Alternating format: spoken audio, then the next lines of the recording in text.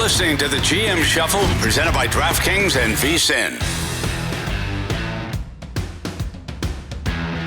Welcome into the GM Shuffle. DraftKings, the crown is yours. I am Geoff Schwartz, 8 years in National Football, alongside Marty Hurney, 30 years in the NFL front offices, and we have a Combine special for you guys. It is Combine Week, Marty.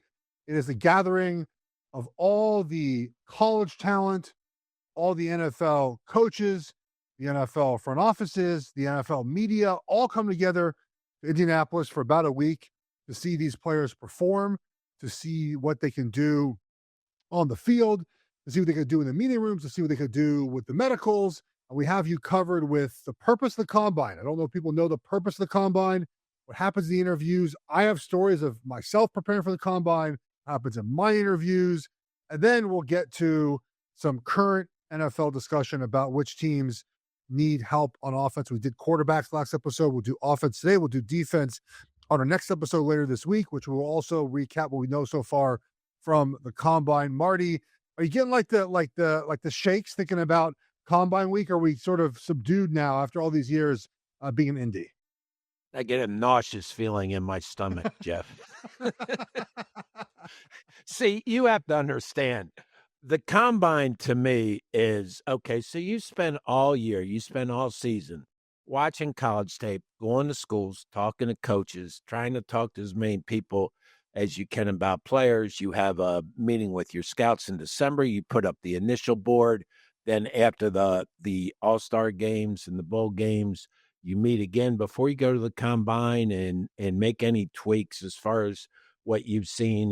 And the board is just it's going to change a lot, but it's up there. But as a general manager, going to schools and doing the work, talking to scouts all year, you have a pretty good feel of where things stand. And you're going to the Combine for things like you said, the medical, the mental with the interviews, and gauging their athletic ability. But when you walk into that dome, you see all these people, how many? 500,000 people. Oh. Every one of them, when they leave that dome, are going to have an opinion and tell you who to draft. And it's assistant coaches, it's their assistants. And I would just walk in and say, oh, it would just remind me of everybody I had to deal with for the next 2 months going into the draft. So from that respect, I did not look forward. So before we get going with just what this week is, let's talk about the schedule quickly because it does matter. And they've changed it over the years to make this a little more player-friendly because it used to not be very player-friendly. And they have adjusted it for TV because they air it on TV now. When I went through the process, it was not on television. So we'll start yesterday with the place kickers, defensive line, linebackers arriving. And then each day, 2 more position groups arrive, right? So DB, tight end, running back, quarterback, wideouts, and then offensive line used to be flipped. Offensive line went first, and they moved it around. So the first day you just arrive. The next day is registration, a pre-exam, orientation. You start your team interviews. Then it's medical exam and more team interviews. Then more medical exams, so ortho exam, more immediate interviews. Some guys start sort of doing a little on-field stuff. There's NFLPA meeting, then measurements, an on-field workout, and then now some of the bench press and a little bit more of that has now led to the second basic workout day. It's not the way that it used to be, but that's the schedule. So it's medical, meetings, interviews, which are sort of meetings, and then on the field work. Now, Marty, explain to the people what the number one purpose of the Combine is for everyone involved for the 4 days you're there. To help build your list of 30 that you bring into your facility between now and the draft. And what you're looking for in those 30 is people you have medical questions on and people you have mental questions on as far as picking up schemes and stuff. So it helps you build that list of who to bring in. The medical part of it, Geoff, is just the beginning of the process because they go into a room and there might be 5-6 tables, but there's that three to four teams have a table. So not every doctor from every team is going to put their hands on every player in that combine. So they share the medical information, and if somebody has a red flag, then the trainer will bring that to us, and we will. They will either go to the hospital there and get an MRI, but we will probably definitely put them on the list of 30. And then the interviews are during the day. The scouts try to catch guys as they're walking around in between and talk to them. They have I don't know whether they still have the old train station where every night a position group would go over and the assistant coaches and scouts could go over there. But basically every team had a room. It was at the Holiday Inn, and everybody handles it differently. But it used to be 20 years ago, you just ask guys questions about their personal life and things, and that's where sometimes somebody would ask the wrong question. Now it's really developed, and I think most teams bring a player in, put them in front of the TV screen, put their games on, and ask them to explain a play. Ask them to explain what coverage they were in. Why were you doing this? So you're trying to get a good feel of the player's football intelligence, basically.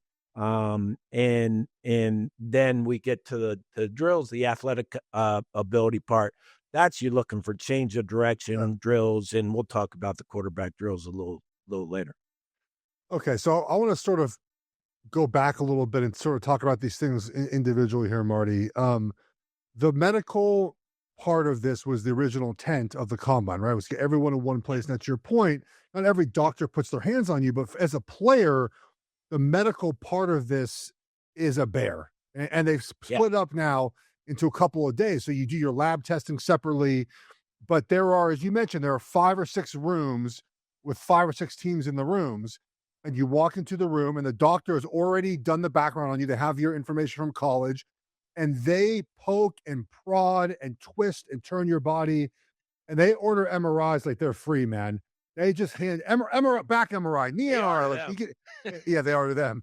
And the reason why Indianapolis is really good for the combine, there's many reasons for it. One is that everything's connected. It's an easy city to get through.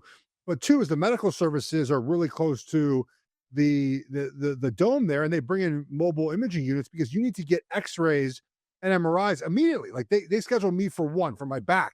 I knew players that had 5 or 6 MRIs scheduled, right? So you go right from the medical to the MRI to the x-ray machine, and they get that initial idea. I remember they were moving my knee a little bit, and they're like, oh, he's got like a little loose MCL. And I was like, I heard that 4 years ago, right? I mean, they just do a very thorough medical exam because, to your point, you're all together at once. It's the first opportunity to get your hands on a player. Now, they will actually have medical rechecks.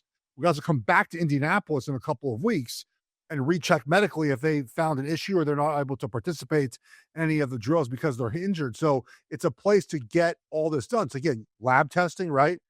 They started, I believe, correct me if I'm wrong on this, Marty, they started doing more heart health testing, correct? Which was not a big deal. Yes. As we found out over the years with athletes in large hearts, that they're doing a better job of preventive screening, which at the combine, I think they just sort of did like a BS EKG. It wasn't anything great, but now they're doing more of that.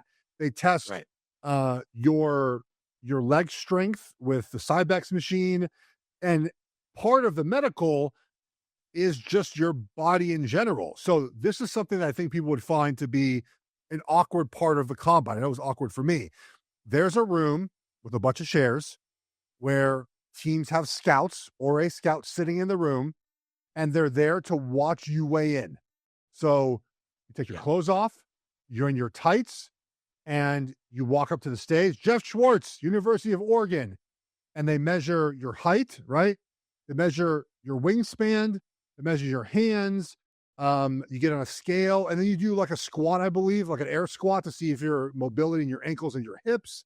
Now there's more mobility testing later in the combine. They yell at Geoff Schwartz, 6'6" and 7/8, 331 pounds. Now, Marty, I had to cut weight for the weigh-in, and they moved the weigh-in now, by the way. We used to be, I think, on full day 1, I think it was. It's now right before you work out, day before you work out, because guys like me would starve ourselves for 7 weeks to make weight. Now, I weighed 331 at the combine. I immediately went back up to 340, which is what I played at in college, and it screwed me. When you guys drafted me, Marty, Jerry Simmons thought I should weigh 330 pounds, which I had not weighed since high school. And because I weighed at the combine at 331, not my actual weight of 340.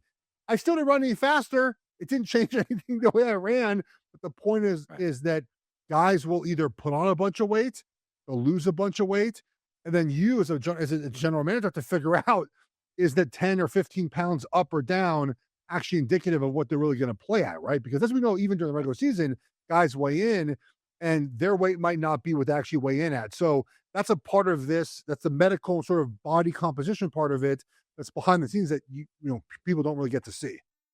Yeah, and Geoff, that's a great point because you do have to consider a lot of guys will lose weight for the combine, right? So they can run the 40. So you get a guy up that's lost 15 pounds and, he runs a 4.6, but you don't know. I mean, that's not his playing weight. That's not you want him to play at. So you definitely have to look at the drills, in my opinion, as just how to gauge their athletic ability. And I always go by, we talked about this once. John Fox said, all these guys on the board, all 7 rounds can play. Where they are determines on their athletic ability, how fast they can run and how much they can change direction. And I agree with him on that. And, you will see guys' stocks rise when they run fast 40s. But the drills have to be taken just as an athletic gauge, okay? The game's played with pads. It's played in the fall. And I believe you have to make your evaluations off what you see on tape and off what you saw on the school visit. This is just a tool to use for athletic ability, in my opinion. Workouts include straight line running. They include movement running. They include position drills. They include flexibility. They include jumping ability, right? So you're going to go up in a vertical. You're going to go out in a broad jump. By the way, 1% vertical for offensive linemen. Not great, Marty, but I still made 8 years in the NFL. But I do want to talk about the purpose of the workouts in general and the interview process. Very important. First time you might be in front of NFL decision maker. We'll do that next. Geoff Schwartz presented by DraftKings Network.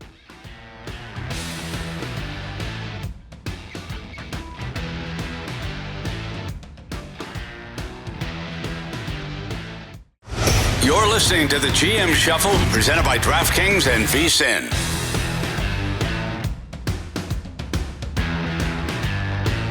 All right, we're back on the GM Shuffle. Marty, you talked about the athletic testing, which is the stuff that we get to see as viewers, right? That's what airs on television. It used to not be the case anymore. So here's my general thought on this. I've actually never talked to a general manager about this. I'd love to get your opinion on this. On a broad level, it always felt to me like the testing was checking a box about what you saw on film, right? So if you see Geoff Schwartz, right, who didn't look terribly athletic on film compared to the rest of his peers, and I don't run very well, it's like, okay, that makes sense. Check the box. Like that matches up. Or the opposite is true, right? Where I run really fast. And you're like, well, where was that on film? So you have to go back and look at that, right? Or the opposite is true. Where like, I'm a great athlete. I test really slow. You got to figure out, well, why is that? So to me, that's the purpose of the athletic training, the athletic testing. Is that what it felt like to you? Just sort of, here's what I think this player is going to do. They do that, check, or they don't. Let's figure out why. And of the 3 scenarios, you said the second is the hardest to figure out, okay? Is that we've got you, he shouldn't be able to run well. Yeah. And then all of a sudden you snap off a fast time, okay? Now that creates the biggest dilemma to me because, okay, why did he do that there? Is he slow in pads? Is it slow reaction time? Why does he play slower than he ran there? Or did he just get with a really good trainer and run straight line? And that's the other thing, Geoff, is that so little of ours, especially in trenches, is straight line. You're really looking for the change of direction. And for a guy like you, for linemen, I don't even look at 40s. I look at the 10.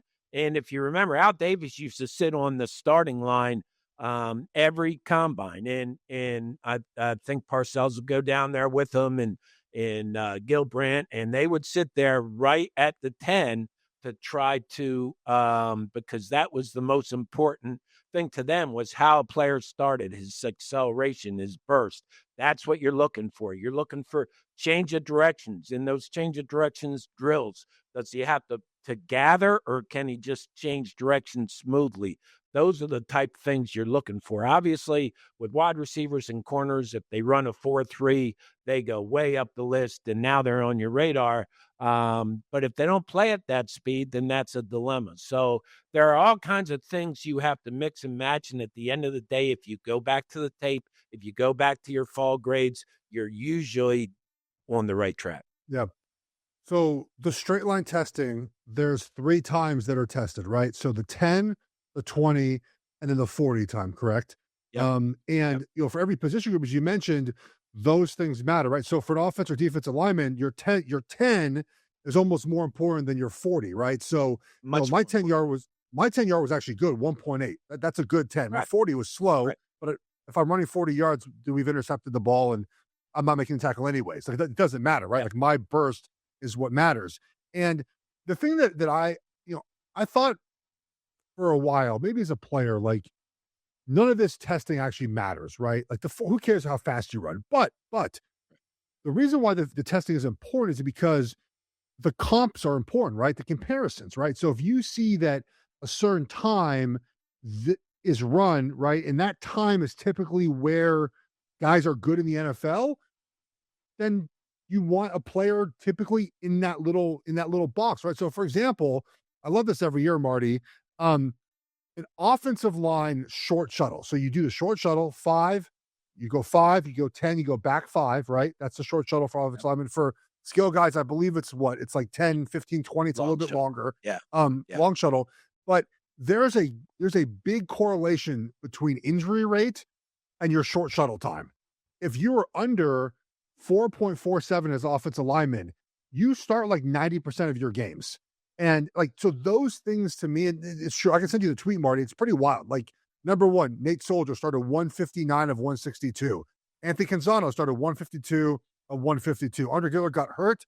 He was an outlier. Eric Fisher, 139 of 144. Zion Johnson right now with the Chargers, 65 of 66 games. Jake Matthews started every game he's ever played.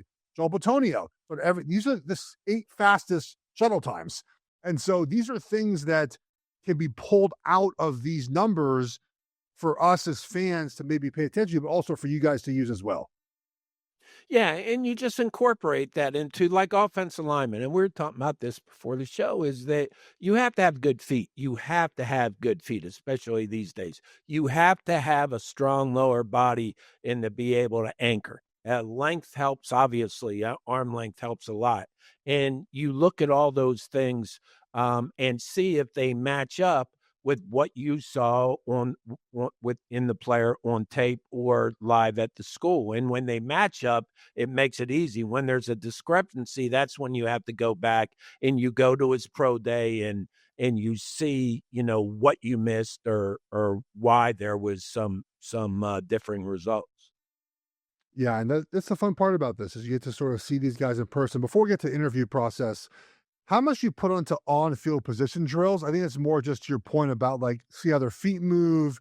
Is there one position group you value the drills more than other ones? How do you view in totality the position drills that we see for every position?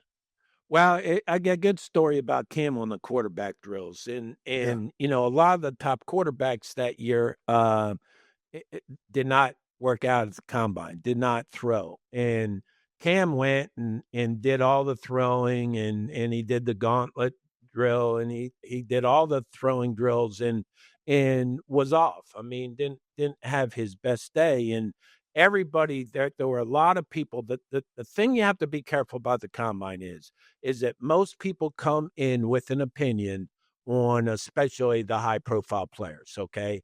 So I think a lot of people came in to the combine in their mind thinking that Cam Newton was not an accurate passer. So he didn't do great in the passing drills. But then you look at it, he had never thrown to any of the receivers. He didn't have any time to work with them and get the timing down. And the thing that mattered to me the most, he was the only guy that had the guts to go out and do it, right? Yeah. So that showed something about his competitiveness. And then when we got him in a private workout down in Auburn, and it was set for 8:00. We get there at 7:30, and his 4 receivers are already there waiting for him. It's like this guy's got something, and he showed it by participating in the combine. So there are a lot of things you have to do, really reading between the lines. You just can't go by the numbers. Everybody's got them, but you really have to go by what you see. And to me, the fact that Cam Newton stepped up and participated in that and did that, and then the follow-up process made it very easy to take him with the top overall pick. So let's talk about the interview process now. So, there are a few sort of different parts of the interview process, right? As you mentioned, there's a sort of a holding pen where guys go, everyone has a table, everyone meaning every team, and they pull you aside and you might talk to the position coach or a scout. And it's just basic questions. It's not like anything deep. I do remember that my agent prepped me for one exact thing, is that you have to tell them how much you love football, which I love football, but Yeah. I thought that was like, you convince them how much you love football. Tell me you love football. I'm like, okay, I love football. I've watched my entire life. I love it. Okay. I love football. I promise I'll tell them I love football. So you do those interviews, right? And they are what they are. They're 7 minutes, and you walk in this room and everyone tries to grab you in different directions to get that interview done. And it's a long night, but it is what it is. Then you have up to 15 interviews with teams that are 15 minutes long, and they're in a hotel room. I think most of the time, Marty, a hotel room, and it's with the GM, the coach, whoever wants to be in there. And these are formal interviews. Now, I learned 3 years after my combine, I was not going to be a top draft pick because I had one private interview.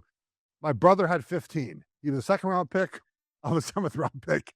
That's how I learned the more interviews you have, the more likely you are to be a high draft pick. My one interview was with Mike Holmgren and the Seattle Seahawks. They pulled me into the room. They put up a game of mine against Washington State and say, hey, we don't think you were playing as hard in this game as you were against USC. And I said, I mean, you're probably right. It didn't have to play as hard against Washington State as I did against USC. And I didn't get drafted by the Seahawks. Maybe they didn't like that answer, Marty. But we've heard the stories over the years about, the harsh questions. I think that's sort of gone now, Marty. How do you view those private interviews? See, you already got me. I'm boiling now because anybody watched you on tape, why would they ask you about how hard you play? Like, I don't get it. That was you. I mean, you were. They wasted their entire time talking about me, like a 55-10 win against Washington State. I think sometimes you can let this process mess you up, Geoff. I think, listen, you're not getting anything. We did when I started 30 years ago. You'd sit at the table and ask guy questions, and he'd leave, and yeah, he's a nice guy, or he's done the right things. Now it's kind of gone to the fact that you bring the guy in. You have your position coach has already gotten a tape together about 15 plays of him, and they'll put the play up, each play one by one, and ask you to explain what were you in? What was the thinking behind this defense? Say, what was your responsibility? And then you ask them about other players' responsibilities, and you find out how much grasp they really had of the big picture on defense. I mean, we had some guys come in. One guy didn't know what 11 personnel was, and it those type of things just kind of put you at red flags as far as, okay, how much real natural FBI does this guy have? So I think that has helped. Once we switch to that, and you put him on and let him look at his plays and tell you what his assignment was and everybody else's was. That gave me a better feel of at least how much he loved the game, how much he studied the game, how much he knew. Because if you study the game, Geoff, and you're into it, those questions, then you love the game. Yeah. I want to touch on this after the break. I have one more question about the interview process, but just quickly, Marty, how much did you worry about the players being coached up in those interviews? Oh, they're totally coached up. And, it got to the point where earlier in the years, you would go down to the Senior Bowl and get them before they were coached up. But now they're Yeah. coached up for the Senior Bowl, right? I mean, now Yeah, NIL, they're coached it's a whole up. industry. Yeah. They're coached up before they graduate. It's an entire industry now that obviously is different than was, I think, even just a couple years ago. I have one more interview process question with you. Then we'll get into NFL team needs now, current team needs on offense. We'll do the next GM Shuffle presented by DraftKings Network.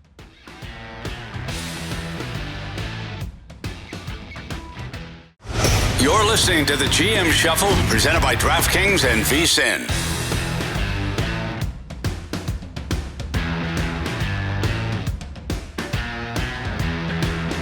All right, we're back on the GM Shuffle. Let's start cleaning up our interview discussion. I have a couple more questions for you, Marty, since you're here and you're an expert in this. We'll get to some team needs on offense here.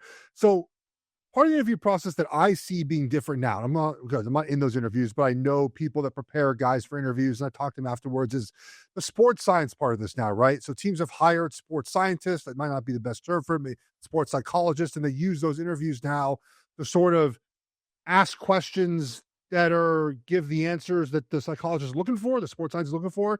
Were you ever part of that process? Is that something that you see or heard of sort of now, how those interviews are going? Yeah, we never had a sports psychologist involved in the interviews, but he might sit in the back of the room. He could sit in the back of the room and give you a report on, the guy's body language, his confidence. Was he, did he look at people? Just things that you could get off his personality if you're an expert in that field to look and judge how he handled it. We never really had anybody ask direct questions on that. But again, what we really had evolved to was bringing the guy in and just immediately going to the tape.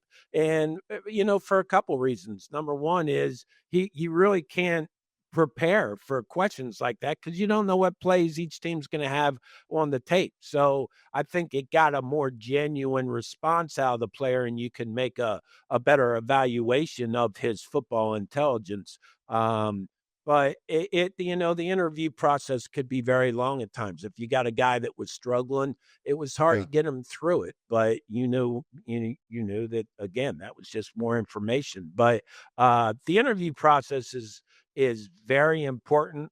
But just like all this, and I can't stress it enough, the combine and everything in it is one small piece of the puzzle that will give you an idea of what other pieces to look for to complete the puzzle, if that makes sense. Yeah, and I've mentioned this to people that ask about the purpose of combine. I've said it's like if you have 100 data points, it's like 2 to 5 data points, right, of an entire player profile, because you should already know what you're going to get from the player heading the combine. It's just sort of checking the boxes of that. Marty, I'm going to tell you this story because I don't think I've ever told you this before. So, and this is sort of the essence of some players trying to maybe manipulate their experience of the combine just to sort of help themselves out. So, my senior year in college, it was September, and I had a wrist injury, and I was bench pressing, and instead of gripping the bar like you put your hand over the bar, I had to do a suicide grip where I unhooked my thumb, and the bar just like rested on my palm, and it fell. I was doing 225, fell, it hit my chest. Okay, this is before we played Michigan, I think it was that. So week 2, and I basically broke my sternum. Okay, I was so embarrassed that this happened. I told nobody. Like the guys that I was lifting with knew. Didn't tell nobody. And I played the entire season imagine my sternum was pretty messed up. Okay. Didn't tell our trainers, didn't tell nobody. Played the rest of the season. I mean, I was in tears at practice. Some days it hurt so bad, dude. It was unbelievably bad. And I also didn't bench. I just didn't bench. I didn't tell my strength coach. Looking back in hindsight, I'm a jackass. I should have told everyone, but I didn't. Because I was worried about my draft status, right? That's honestly, I was worried about if I told anyone, what would happen to my draft status? It is what it is. So I get to the combine training in Nashville. I was doing a D1, January 3rd or whatever it was. And we did a bench press to see if we could do bench. I didn't bench in 4 months. And I'm not the strongest bencher anyways. I did 3 reps, Marty, of 225, 6 weeks before the combine. I got up to, I think, 18 before I left for Indy. I went to the combine. I said I had a shoulder injury and I couldn't bench. And then I said I would do it my pro day. My pro day, I think I could get 22 by then, which is fringe, sort of good for offensive line. Plus, I think there were questions about my play strength anyways, my upper body play strength. So I just didn't do it again. And Never benched, Marty. I'm kind of ashamed. I lied my way through that, but I don't know, man. I mean, I couldn't do it. I eventually got up to like 28, back to where I probably would have been, but yeah, I never bench. And Don Gregory, who was, one of your head scouts, told me that's the reason why I was drafted so low. And that's how teams get wanna come steals clean. by Geoff Schwartz. I Because want to come clean. Yeah. why does benching matter, Geoff? I don't know, but Do I care how many times you lift a bar? I mean, if you just push away all this macho stuff, okay? I'm looking and I'm not take me, you know me, so but I'm looking at you from the waist down. yeah. I'm not looking at you from the waist up. As an offensive lineman, I'm looking for that anchor. I'm looking for how strong your lower body is, right? And if you go and lift or don't lift and said you had an injury, I would never mark anybody down for that. That to me is just one of those drills that I just push aside. Everybody lines up in the morning, get their seats. Guys are fighting for front row seats to see the guy lift in. It's like, come on, man. I hope I have Yeah. a better life than that. I mean, it doesn't matter. It really doesn't matter. I mean, it's great to have a guy, but if you get these real tight wound guys that lift 40 times, they're not going to be able to play. They're too tight wound. I mean, to me, I always thought the offensive line was from the waist down. It's your Yeah. anchor, it's your feet, and that's what I would judge linemen off at the combine off in the drills. I do like that we started talking about as a NFL collective, like everyone's butt size and their leg size. I mean, Bill Belichick, very famously, like there's a clip of him like talking about guys and their big asses, like that. No, Look, I'll tell you what though, it is quite startling watching college films sometimes, and you see like the pro body and like the not pro body, and the legs about the pro body, and then like the legs of the non-pro body, and there's a big striking difference in those type of players. and you can get away with it in college because you're not going against the defensive lineman you're going against. I think somebody said, Geoff, and you could tell me whether I'm right or wrong, but the biggest difference between college and pro ball is the athleticism of the defensive line because everybody's athletic Yeah. across that, and you just don't find that in college. I mean, I think the biggest difference for me was that, in the Pac-12 or Pac-10 back then, I faced, one guy a year going to the NFL, maybe two, and you face every week in NFL, you face NFLers. That's the difference. And now, obviously, I think now it's even more difficult because, when I got in the NFL, again, like we had Julius Peppers, right? Like we had one elite pass rusher. Tyler Brayton was fine. The interior guys were fine, but they weren't like elite pass rushers. Now every team has like four guys who rush the passer, but and the backup defensive lineman can rush the passer now. The backup defensive lineman couldn't do squat when I played. They just would bull rush you. Like it was the best time of my life when the backup came in. Now the depth of the defensive lineman is so much more in the NFL now. It's one of the positions I think that's really grown. All right, Marty, like we're hearing here on the GM Shuffle, even more VSiN Pro, betting splits, power and sharp analysis, all for $9.99 your first month. Go to vsin.com/subscribe and check out all the subscription options. Let's move along now, Marty, to some discussion about offensive team needs in the National Football League. We'll go kind of by division here. We did quarterbacks last week, so if you missed that episode, go back last week to catch it. You can catch it on YouTube as well, or on your podcast platform of choice. Leave us a comment on YouTube. We always love those. Subscribe is free to do that, and we'll be back again later this week to talk some more combine results here. Let's go to AFC East here first, Marty. The Buffalo Bills, very easily, wide receiver is maybe the top team need of all. And I do wonder if they're a team who will be in the business and of trying to trade for A.J. Brown. Yeah, them, New England could with their now. I think the contract's going to be a problem, but yeah, definitely wide receiver. I think interior defensive line for them as well. I'm biased, Geoff, but I think a huge move they made that went under the radar last week was hiring John Fox as a senior consultant because John is, and again, I was with him for 10 years and I'm a friend and so I am definitely biased in this, but he is a very good big picture guy. He's a very good evaluator. He knows how defenses should look and run. And he's got the experience of being a head coach for 3 NFL teams and can help Joe Brady. So I think they filled a huge need last week in the coaching staff just by doing that. But to me, they have to be able to stop the run, and they need more weapons on offense, and that would be at wide receiver. Obviously, I think their offensive line is still good.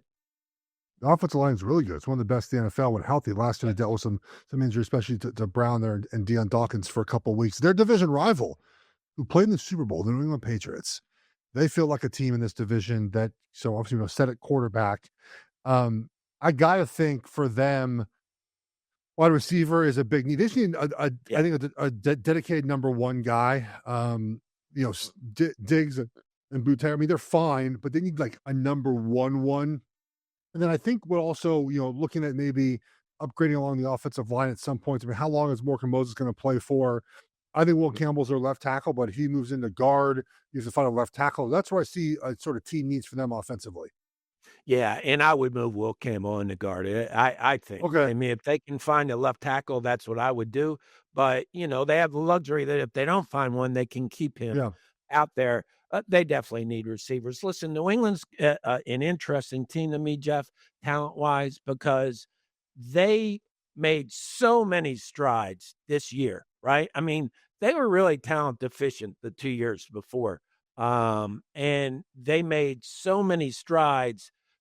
Are they a team that has to take a step backwards before they come back up, which they will, and take a step forward? I don't know. They those guys do a great job, but they have quite a few holes. And I would think definitely that, offensive line, wide receiver, and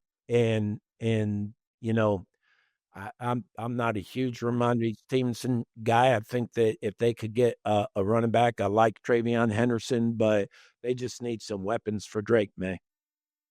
They do need weapons for Drake May. The rest of the AFC East quarterback, we covered those last week. Let's get to the North here. We got about 30 seconds, so we'll give you an easy one here. I mean, the Ravens feel like offensive line, right? Like they just need to improve the offensive line right now. Yes, their offensive line, and then I do think they need some weapons around Lamar, but number one is they got to get Lamar back to playing like Lamar. I made a list. We're reading off a list, but I also made it myself. I mean, the amount of offensive line. There is not that many offensive linemen available in free agency or the draft this year to cover these teams. So drafting, developing is always the most important thing. The most important thing here is we continue our discussion about team needs on offense. Do that next. Here's our presented by DraftKings Network.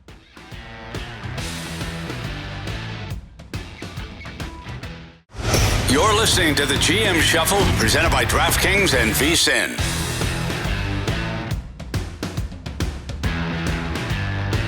All right, we're back on the GM Shuffle here. We're going to continue with AFC offense team needs here, Marty. We'll get through the rest, hopefully the rest of the conference on this show. If not, we'll continue our show later in the week here. The Bengals are really fascinating to me because, they're the team everyone says every year, like, they don't want to play them in the playoffs, but they don't make the playoffs because their offensive line's not very good. And I think they need to improve running back enough. I think if there's someone they might take them, it's not the most important thing, but they've just not figured out offensive line, man. It's just never been good enough. And they've tried to, right? They've drafted Fairchild. They brought in, Ted Karras. They drafted Mims, so I think is on the right path. Orlando Brown is fine. He's not great. He's fine. They keep having to bring in a guard at some point in the middle of the season, which isn't great. I mean, if you are playing with a right guard that you sign in week 2, not a great sign, no matter how well Reisner can play at certain times. But I don't know what they do because I think most of those guys are under contract for next season. But they got to get better offensive line, man. They definitely have to get a better offensive line, and they got to get a better defense. You just get the feeling, though, it's now or never for Cincinnati. I mean, are they going to make a step with Joe Burrow? And listen, I know I have been criticized all my career for thinking that the running back is more important than the game has evolved. But how much if a team like Cincinnati took Jeremiah Love, okay, and if he was there, How much does that help your offensive line and pass protection, Geoff? Um, I mean, it would help because we'd be in 3rd and 2 probably instead of 3rd and 7 or 3rd and 5. Like we, if I mean that's the biggest component you see. I mean, the play action pass would be helped with that as well. Um, so those are I know the biggest thing me and analytics disagree with is the idea that analytics doesn't show that you have to run the ball well for play action pass. It's not about running the ball well. It's about the defense thinking you can run the football. And Yes. it's not about running the ball well, it's about the defense thinking you can run the football. Um, and if you have a running back like Love, and we'll get to Kansas City in a few minutes here, and that might be an option for them as well. That gets linebackers and safeties to look in the backfield, right? Again, you might Right. be have 10 rushes for 12 yards. They're going to respect you if they know that you have a guy that can break out a long run. And so I love play action pass. Defensive linemen have talked about this before, right? If they think that you can run the football, they try to stop the run first, right? And so it is important, in my opinion, to have success as a play action passing attack, to have a good running back. So my point is, Cincinnati's been trying to get their offensive line corrected for years, right? How many guys Yeah. can you bring in? If you brought in a guy like that, does that help Joe Burrow more than, say, drafting an offensive tackle? Well, they have so many problems on defense, though. I mean, if you're able to Yeah, get one of these pass rushers, that would be probably priority number one in the first round. And we'll talk more about the ability for them to draft certain guys later on in our draft episodes. Very quickly, I don't want to spend a lot of time here, but the Browns lose all 5 of their offensive linemen, Marty. yeah. Feels like a team need to me. Yeah. Yeah, it does. It does. And they don't know who they're trying to protect yet either. So they the Browns have a lot of questions. And Todd Monken knew that this was going to be a rebuild, but I do like the Browns personnel staff, and I think they'll address it. I think this is a team that will be active in free agency. Yeah. And you're right, they have to start up front. So let's get to the Pittsburgh Steelers here. Very clearly, wide receiver 2 feels like a need for them. And I would say just maybe more explosive running back. I don't know if that's an absolute need for them, but I think wide receiver 2 is a huge need they have to address. Yeah, I mean, their base needs on the other side of the ball, but definitely they need people who can stretch the field besides DK Metcalf. You need some people who can scare you, and they've got the tight end obviously, but they need receivers who can stretch the field, who can separate and get open in space, and I think that would definitely be their number one need on offense. Yeah, it definitely is. Moving to And the and AFC I South. guess we're assuming that Aaron Rodgers is coming back, right? Is that I mean, I guess, but I mean, I think right now that's their best option. I don't necessarily love it, but that's their best option right now with the way the draft is looking in free agency. Unless they can find a trade that makes sense for them. I mean, maybe Cousins makes sense for them, but why have Cousins? Just have Rodgers at that point. yeah. Just keep the guy you know. Moving to the AFC South now. There is probably not a contender in the NFL who needs more offensive line help than the Houston Texans. I mean, and they've tried to spend assets there. They need long-term solutions at a lot of these positions. I would imagine they go offensive line heavy in their roster acquisitions this year. Yeah, you could pretty much take any position there on offense and address it. We've talked this is a huge year for CJ Stroud, but start with the offense line, but I think you also have to give him more weapons. I don't know if the rest of the division has glaring offensive needs. Like I think that the Jaguars offensive line could be better, but I think it played better throughout the season this past season. In Tennessee, they need everyone and like they feel like a team that just needs better players all over the roster. I'm not sure they have one specific, like, I got to get this guy at this part of the draft. They just need better players on their entire team. But if you have to choose, would it be offensive line or wide receiver for the Titans? Well, it's got to be both. I hate to say that, but his wide receivers drop so many balls on him. But you've got to No. protect him first. So to me, I think the whole thing about this draft is let's go in and draft offense and see if we can get Cam Ward, to the point where he is our guy. He's our franchise quarterback, and then we can address the defense later. But I think you have to really have an influx of offense, starting with the offensive line, but he definitely needs receivers because they dropped a lot of balls on him. Oh, they did. The Colts, I don't really, they don't have to me many glaring needs. Good at running back. Now, Alec Pierce might leave, so you maybe wide receiver 2 is somewhere you would look. They have some young guys that are on the roster, but they might look in that direction. They have the tight end. Their offensive line is good enough. I mean, they feel pretty solid. Just quarterback, what you talked about last week. And let me ask you a question that's been bugging me. You never hear him. He's in the witness protection program. What do you do with Anthony Richardson? I mean, he's not going to play for you. I don't know what you could do whatever you want with him after that. I just don't know. I don't think he's going to play for you. I mean, with Daniel Jones's injury, is he the guy to start? I think they would. It does seem like they're all in on Richardson, and just at this point, you might as well have him and get him off your roster, right? Just find Jacoby Brissett to be your backup. You know what I mean? Bobby Something like that. Beathard always said, "Don't make two mistakes by denying the first." So I know. I think they have to make a decision on him somewhere, but we'll see. We'll see what they do. The Chiefs and the AFC West, Marty, are very fascinating to me because they have 2 glaring needs in offense, and their running back and their wide receiver. And I think we haven't talked about this very much because we haven't had the opportunity to.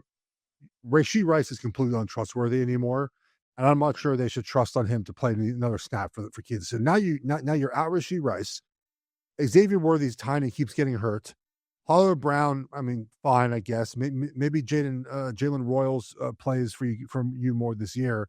And the running back is bad. I think you hit running back in free agency and you hit wide receiver in the draft is my guess on how that would work out, because you can't guarantee Jeremiah Love would be there at 9 for you guys. But those feel like equally glaring needs, Marty. If you're Kansas City, which one do you do free agency on? Which one do you do the draft on? Well, I definitely do O-line and wide receiver in free agent in the draft. Okay. Excuse me. Okay, I think O-line's fine. O-line's I set. I think O-line's not a yeah. problem for them. I would do both in the draft. I think you could get a running back with the skill set that Andy Reid is looking for. Maybe you can get a running back in the second, third round. If anything, if they would do running back, free agency would make sense. But they definitely need wide receivers, and I think they'll get a wide receiver in free agents. Andy Reid just doesn't play young running backs, man. That's the only concern. Like, he just doesn't, and there's a lot of offense to learn at that position, and that's my concern with that. Okay, the Chargers, man. I mean, they might have a Brinks truck sitting outside Tyler Lindenbaum's house right now. It might be stuck in snow right now, but they need a center in the worst way, maybe in worse ways than we've ever seen a sort of a contender need. They need Marty. They're going to pay Tyler Lindenbaum all the money in the entire world, I would imagine. They need that position more than any position on the entire roster. They do. And then they just got to get their tackles back. And they really are pretty much set on offense. I think if the Chargers stay healthy on offense, that they're going to make a real run this year. I mean, it seems like their clock, it seems like it's time, but I think when you go through as many injuries as they did at the offensive line, you tend to overcompensate, and they're going to add some more just to make sure they don't get in that position again. I think Denver, for me, it's pretty much running back, right? Running back for Denver. Dobbinson maybe comes back healthy. You make him your number 1, but I can also see Sean Payne going for more of a pass catching tight end. That could be somewhere that Sean Payne targets in the draft. Yeah, I think tight end, and I think the running back, again, what might be more of a different skill set. He's definitely going to have to be an excellent receiver, kind of in the Alvin Kamara mode. That's what he'll be looking for, and I think that they will try to get a running back, but I don't see it being first round. I think they'll do it in the later round. The Raiders could use everyone.